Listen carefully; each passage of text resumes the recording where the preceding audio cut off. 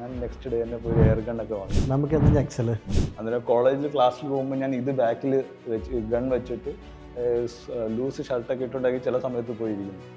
എന്നോട് ഇങ്ങനെ അഭിപ്രായം ചോദിക്കുമ്പോൾ ഞാൻ പറയും ബിസിനസ്സുകാരനൊഴിച്ച് ബാക്കി പുറത്തായാലും നാട്ടിലായാലും ഒന്നും കുഴപ്പമില്ല, ജോലി ചെയ്യുന്ന ഒരാൾ മതി, ബിസിനസ്സുകാരനെ വേണ്ട.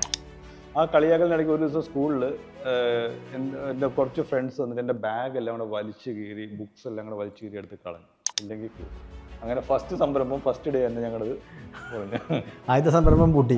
മുടിയനായ പുത്രനെ ദുബായിലേക്ക് വിളിക്കുകയാണ്. ശരിക്കും പറഞ്ഞാൽ കല്യാണ സമയത്ത് എനിക്ക് 5 വയസ്സ്, എനിക്ക് ഷർട്ട് മേടിക്കാൻ പോലും പൈസ ഇല്ല.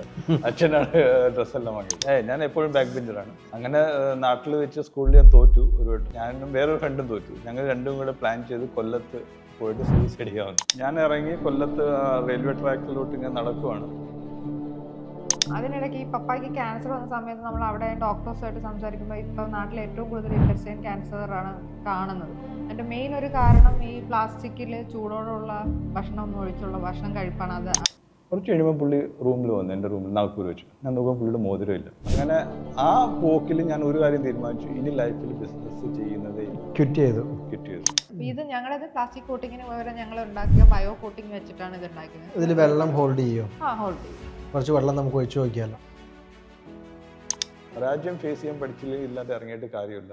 It's not like every 30th day നിങ്ങൾ ATM മെഷീൻ കറങ്ങും.